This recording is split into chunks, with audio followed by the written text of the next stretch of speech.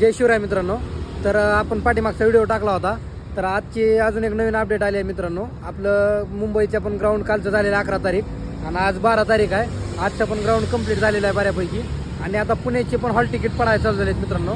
मुलींचे hall ticket तर 2 दिवसापूर्वी भरपूर आलेले आहेत. आजपासून मुलाचे पण हॉल तिकीट यायला चाललेलो आहे.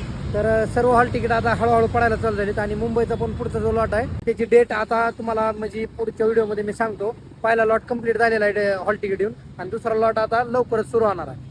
तर मित्रांनो, आपला मुंबईचं जे ग्राउंड आहे त्या ग्राउंडची पूर्ण माहिती मी माझ्या व्हिडिओमध्ये टाकलेली आहे. त्याच्यानंतर पुणे सिटीचे कोणते हॉल तिकीट आलेत, कोणाचे हॉल तिकीट आले त्याची पण पूर्ण माहिती मी माझ्या व्हिडिओमध्ये टाकलेली आहे. तुम्ही तिथं चॅनलवरती जाऊन व्हिडिओ पूर्ण बघू शकता.